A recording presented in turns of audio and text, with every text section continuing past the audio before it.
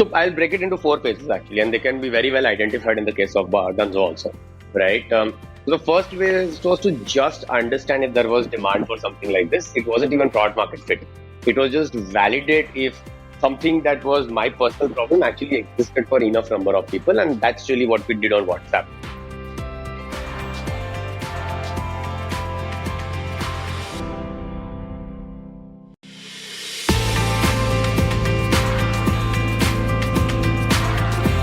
Welcome to Prime Venture Partners Podcast, a podcast for entrepreneurs looking to build and grow their startups. Learn about uncommon strategies and common traps from makers and doers of startup ecosystem.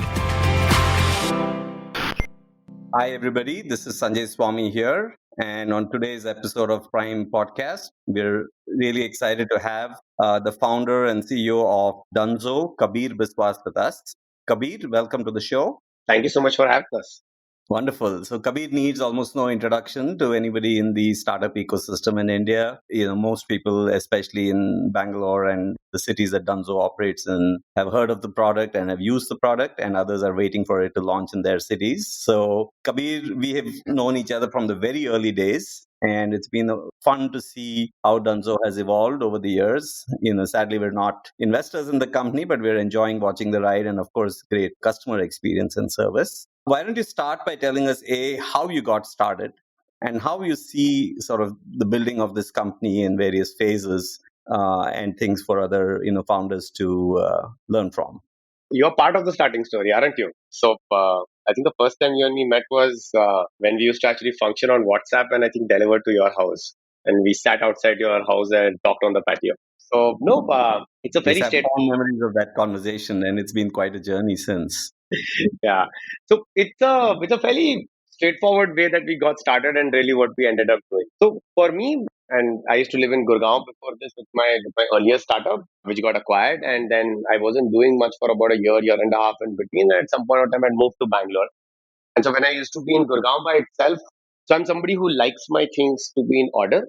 And while you're working at a startup, you are like, yeah, or while you're running one, you're working for like 14, 16 hours a day. And my Saturday, Sundays used to be very consumed with the kind of things that I was spending my time on. And this was the time that Uber had just launched in India, I think. All the way till the point that when it actually launched in Bangalore, I actually traveled down to Bangalore to try Uber out. This is somewhere around 13 or something. And Wow. I think I'm a sucker for magical experiences. I still really care about every time a product just works for a consumer. And so when I was moving out of Gurgaon, there was this thought that I have so many things going on in my life. If I could get a similar magical experience for it without having to take the effort that I do today. And that's it. That was really literally like a one line wish list or a wish of what could happen in my own life. And I took that thought, dwelled with it for nearly a year and a half, didn't do anything with it. At some point in time, really liked the name Dunzo because you could actually make a verb out of it and just registered it, thinking, okay, if we ever do something, this is what we'll call it. Mm-hmm. And then at some point, I was like, this thing is staying with me for so long that let me just try what I can do with it. What would an MVP for something like this look like? And WhatsApp is a great way to go ahead and test stuff out, I've always believed. And I think generally getting user feedback very early into a product and the life cycle of whatever you want to do as a project is very useful. So just started on WhatsApp and told three people. I knew only three people in Bangalore. Think I have an idea. Why don't you send me what you would hope somebody else would get done, and I will run them down for you. You don't have to do anything. And so I started running those orders down, and somewhere the word of mouth really took off. I think I really got lucky with the first three users. They were nodes in terms of user acquisition. And I think at some point in 4 months' time, we had gotten like 10,000 odd users on WhatsApp. And just the traffic on WhatsApp at some days was crazy. So I was chatting with people, I was delivering stuff. At some point, we got like college kids from NGOs to start coming and working at being able to either deliver or to chat. And this is all with zero tech, by the way, Sanjay. Given WhatsApp, there were no APIs. You couldn't really write any tech. And so actually still something that we're figuring out. I recall talking to you just before WhatsApp Web was introduced. Correct. And soon after that, when we spoke, you said, oh my God, this has changed so much for us already because we can at least do this from our laptops now. Uh, Absolutely. It was a huge deal at that point. right. So, So, Kabir, yeah. if you trace the journey of the company, right? I mean, you had that very early phase, and then, of course, the whole establishing product market fit, which seemed like it happened where. But if you think about it in like, making of this company in three stages, right? Can you talk about, let's say, the three stages themselves? Assuming you're kind of in stage three now of scaling up and looking more from the unit economics perspective and things like that than perhaps earlier. Dive in a little more into the key challenges and the key things you were looking for, team construction in each of these phases, things that entrepreneurs are going through as well. So I'll break it into four phases actually, and they can be very well identified in the case of Dunzo also, Hmm. right? So the first phase was to just understand if there was demand for something like this. It wasn't even product market fit. It was just validate if something that was my personal problem actually existed for enough number of people, and that's really what we did on WhatsApp. It's been the most hardworking thing that I've ever done in my life, where refusing to build any product before we knew what we were building is very counterintuitive in hindsight, because it just means that you're just pulling everything together yourself. But that was the first phase where we were just trying to establish if there is demand, because I think my big learning out of having my first ever company that I ever worked for at Airtel, and then another startup which didn't really go well. And this was case, there is no demand, you can't do anything about it. Like, why build it, right? And so the first phase was just establishing demand. The second phase was, and you can actually calibrate it with the size of the team, the amount of money that we had raised, all of those things. The second phase was when we actually went ahead and figured that demand existed.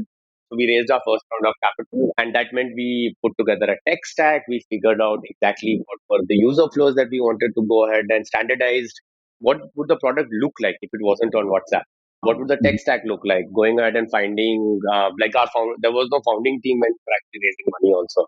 A lot of the money actually came as incoming, and a lot of our users actually helped with that because they just kept talking about to people, and I'm guessing there are enough venture capitalists in Bangalore, so it finally reaches a venture capitalist. But yeah, that was the second phase where we went ahead and built out a team and said that, hey, here now we need to take this demand and figure out what the product will look like and what the business model will look like.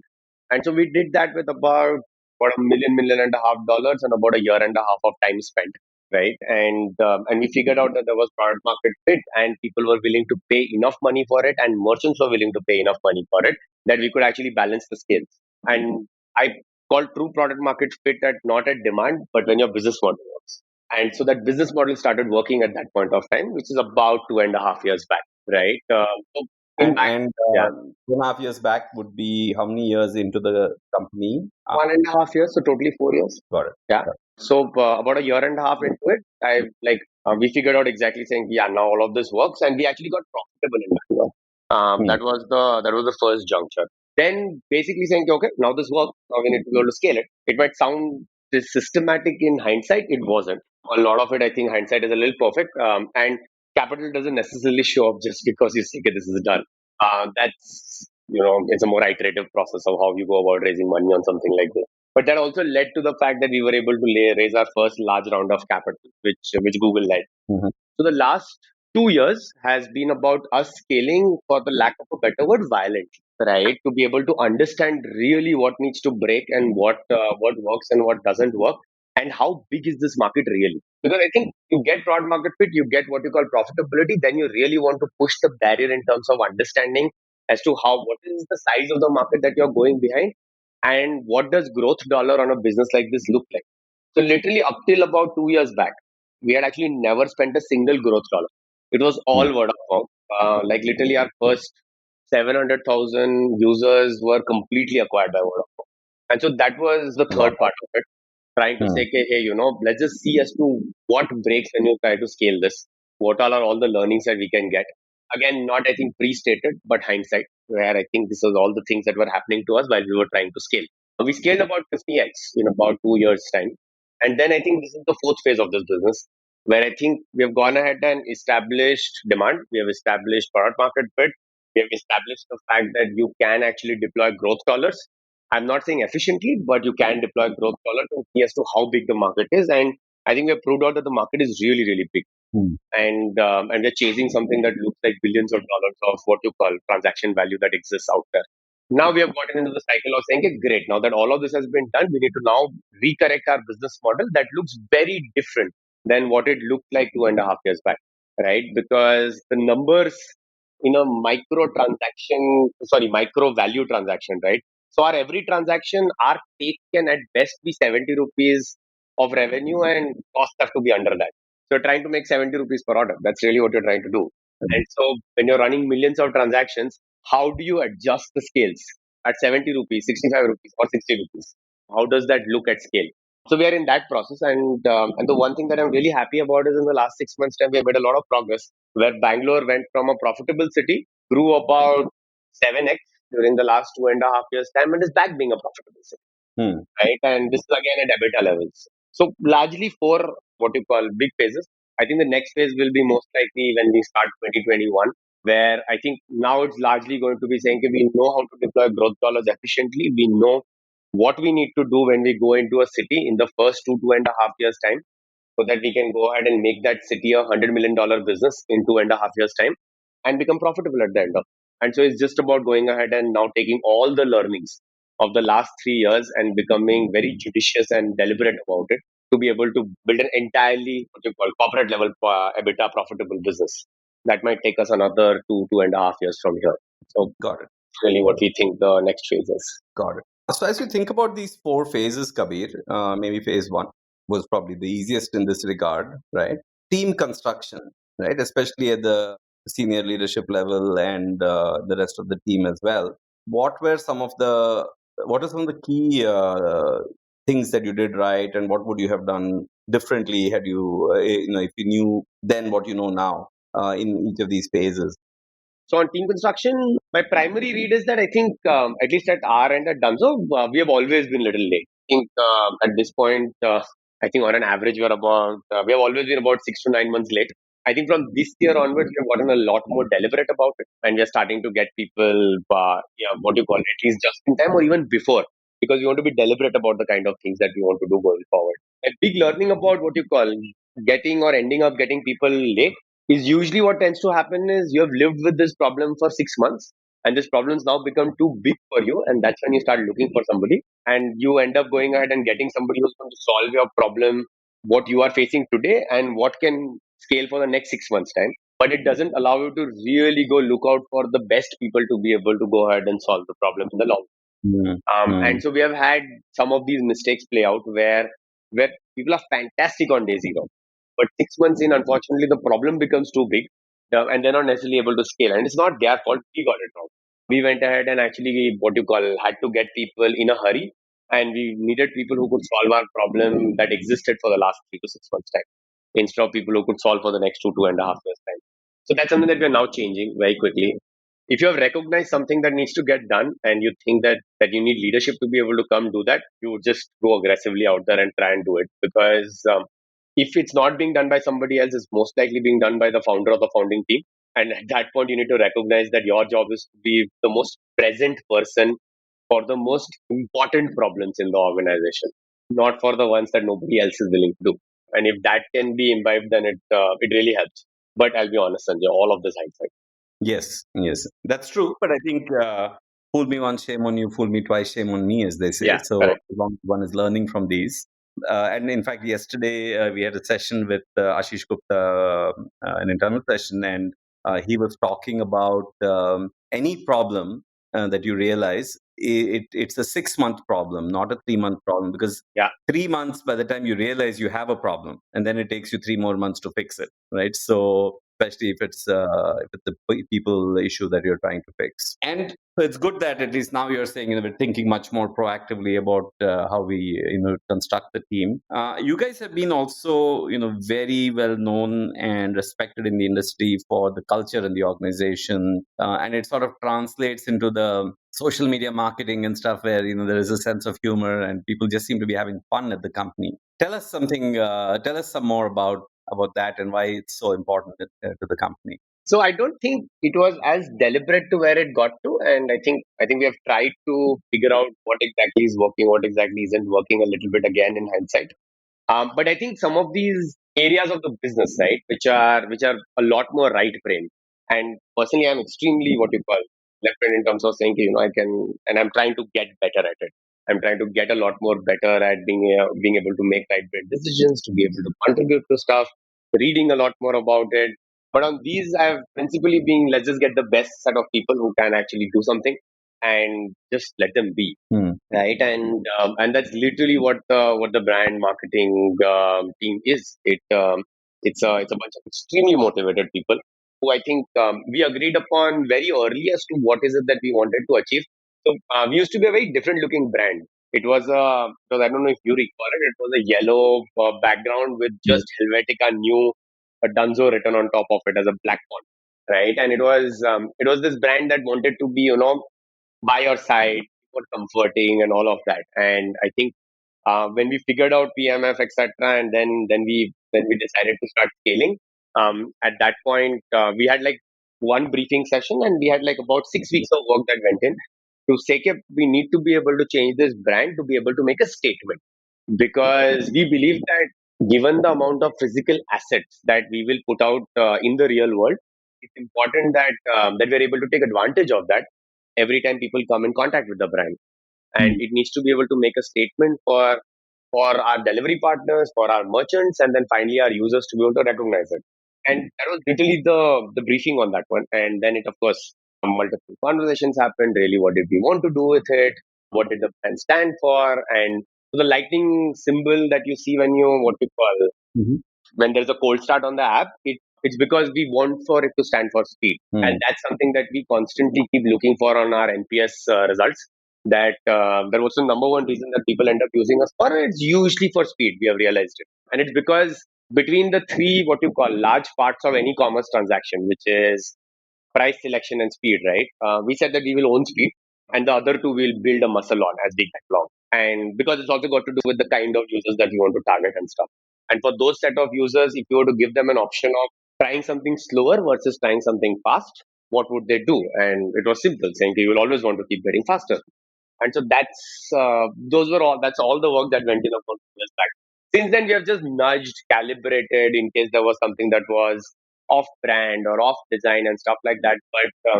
But I'll be honest, it was just like a really really motivated team that came together. That I think is the most conjoined unit that I think have seen. Right. And yeah, I think they just pull off stuff that I think they understand a lot of the sentiment of a user and are willing to tap into that.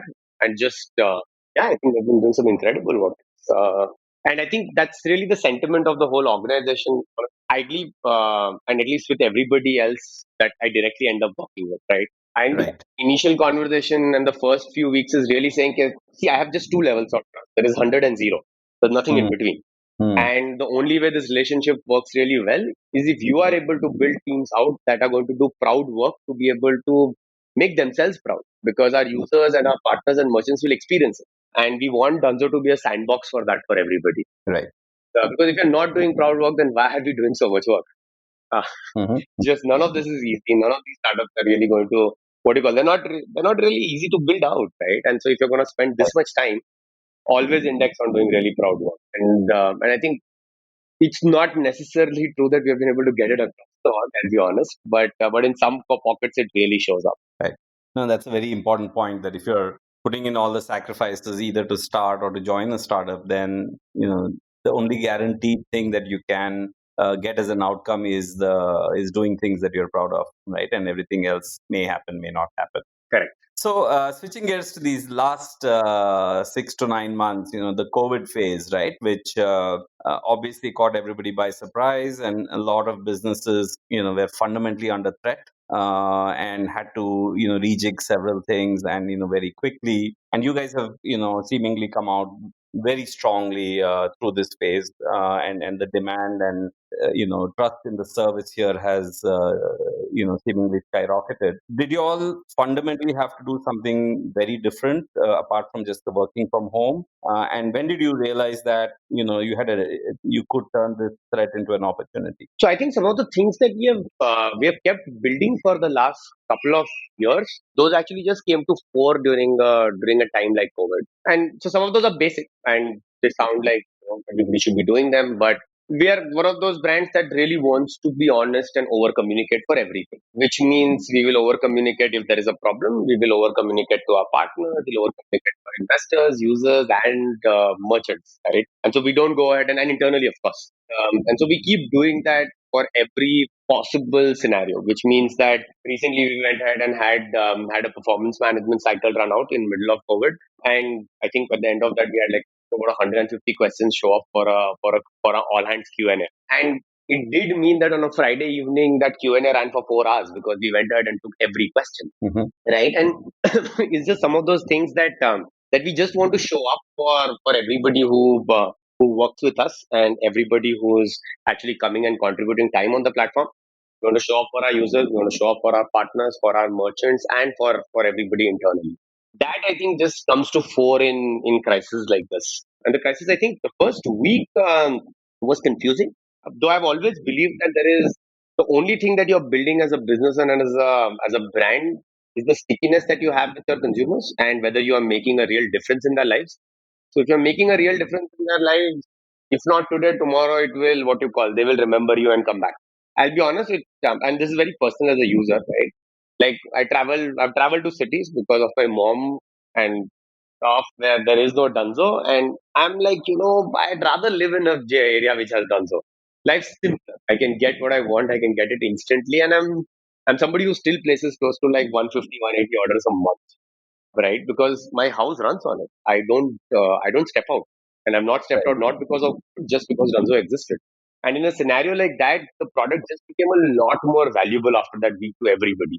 In fact, last quarter was one of our best quarters. I think I'll be though honest, we're still trying to assess the cost of human capital as to what this means in the long term, and we're always extremely worried and scared and communicating to everybody on the platform that hey, if there is an issue, please let us know. We'd like to be able to, solve for it, right? Matlab, if you're not feeling well, please let us know. If you think you've come in contact with something, please let us know, right? And so we opened up what do you call multiple access points for people to be able to reach out. I think we were one of the first ones who went out and got insurance for everybody on the platform who ended up using it for an order.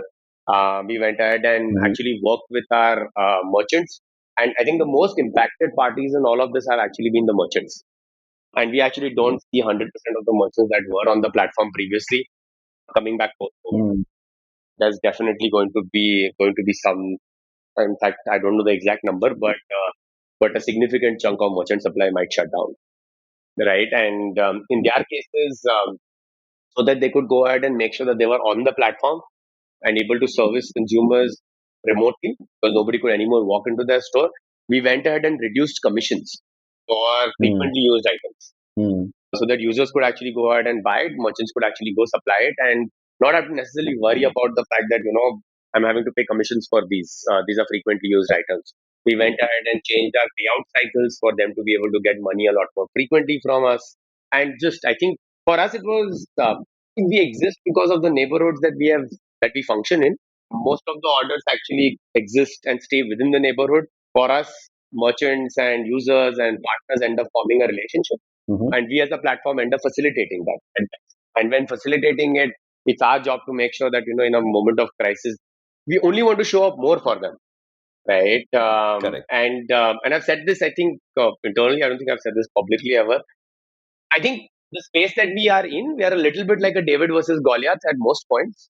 So for however much we might have done, we will always have. It's the business of moving stuff around, and it's the business of buying and selling stuff.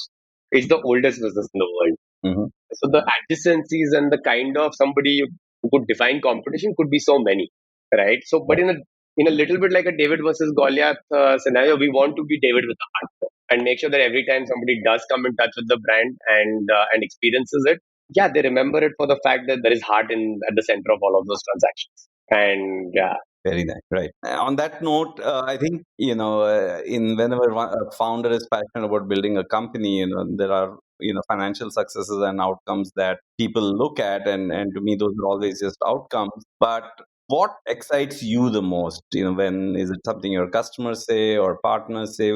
What makes you wake up or go back home after a long day? Of course, we're all staying at home, but I mean, so it's a figure of speech, and say it was worth it, right? All the troubles make it worth it. What do you look forward to the most? so I most come in touch with what you call users and partners, and I'll give you an anecdote on all of them because I think the real world impact of this is nuts. I had never thought about it when we were running this on WhatsApp and never imagined it because I was running those orders down and I didn't really like. I come from a place of privilege, and you need to accept the privilege that we have, right? So you don't necessarily understand the real world implications of some of this. So from the user side of it, I'll be honest, like the kind of stories that we end up hearing is like just like you would melt, right? When somebody goes and tells you that you were able to save somebody's life. I'm like, Mhm. dude, that's not really where we started, but I'm glad we are able to do that, right? On the partner side of it, I know so many partners who have been able to go ahead and make sure that their kids are able to go get educated better. They have been able to make sure that they've been able to get them to English medium schools when they weren't able to do that before. And I'll be honest, I think that segment of society doesn't really have earning opportunities as many. So we have people who have quit their retail job, quit the call center job, who got basically into a BPO, and those BPOs went ahead and were paying like 14,000-15,000 rupees a month. And on platforms like this, you can actually make 1,000 rupees a month a day. It's possible, Mhm. right? If you Mhm. work hard. And none of the other jobs actually allow you to even work harder to make money. And at that strata, right, 10,000 rupees extra per month means so much more, Mhm. right? And again, the understanding of that is fairly weak from the kind of privilege that we come from. Given like when we get out of college, we just make a lot more money, and 10,000 rupees more per month might have not meant as much. But at that level, it's just like 2xing what they could make. Right. And on the merchant one, and I'll be honest, that's the part of the platform that I have done the least amount of work at, because we started off as a user partner platform and then added merchants over the last 18 months time. And a lot of it came through me visiting merchants, talking to them, hearing them out as to what their problems were. So I have this story on it that I think really broke it for me in terms of what it meant. So there is this Nilgiris on 7th Main in Indranagar, right? Uh-huh. And there's a lady, what do you call, who runs it. She has, I think, two stores in Indranagar. This store employs 12 people. And so we launched them, I think, about 9 months back on the platform. And I think I met her in February or something. Is when I was talking to her. They had already seen success with one store in Ranagar, so they launched another one. This was a store which wasn't performing really well for them, a little bit because of the location. It was a little bit part of the commercial area, and Mhm. Nilgiris is a little bit more in the residential areas, tend to do better for them, right? Because people can just walk out of their house and buy stuff. Right. And so this one wasn't doing as well. And so then they got it on Dunzo, and this store actually they were planning to shut down when they got it on Dunzo. But I think our what you call team was able to convince them, saying, we have enough demand, and this store's post order metrics are not really staying up. Why don't you launch this other store where you can then Mhm. get more demand over there? That store now is going under renovation. They do on a regular Saturday, they do about 70-80,000 rupees of revenue from us. Just one day. The whole week usually comes in at about 3.5 lakh rupees every week. The months coming in at about 12 lakhs. Just if you were to just imagine that, it's like a 250K USD business every year now. And they're now Right. going ahead and renovating that location. And they would have had to end up firing like 12 people in that store if they would have shut it down. And now they're Nice. actually able to renovate it and get more people over there. That was Mhm. like, my God, I would have never imagined the real world implication. And so these stories are just like where? What else? What else would you do with your life that's going to be so meaningful? Right. And personally, a huge fan, yeah. Like, at the end of the day, about a year back, we used to deliver on an average in 45 minutes time. Now we deliver on an Mhm. average in about 26 minutes time. I think at some point of time, we will live in a future, maybe in 15 years time, where it will get delivered in 5 minutes. I don't know what Mhm. the tech for it will look like. It might be drones. It might be homes might change to go ahead and have tubing tech in them, which means you order something and it shows up via tube in 5 minutes Mhm. time, right? You might have any of those, but it might take 15 years to get there. I want to live in that future, man. So it's a fun place to be. You ask for something and it shows up in 5 minutes. Why would you not want to do that? I'm willing to give a life Yep. for it. Well, Yeah. that's an awesome thought, and I think it's a great thought to end on. Kabir, thank you so much for a captivating conversation. I know I can go on and on with several more questions, but we'll save that for another time.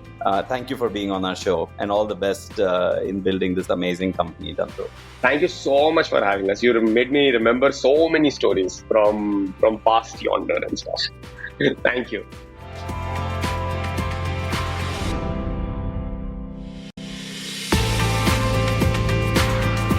Dear listeners, thank you for listening to this episode of the podcast. Subscribe now on your favorite podcast app for free, and you'll be the first one to know when new episodes are available. Just search for Prime Venture Partners Podcast in Apple Podcast, Spotify, Castbox, or however you get your podcasts. Then hit subscribe. And if you have enjoyed the show, we would be really grateful if you leave us a review on Apple Podcast. To read the full transcript, find the link in the show notes.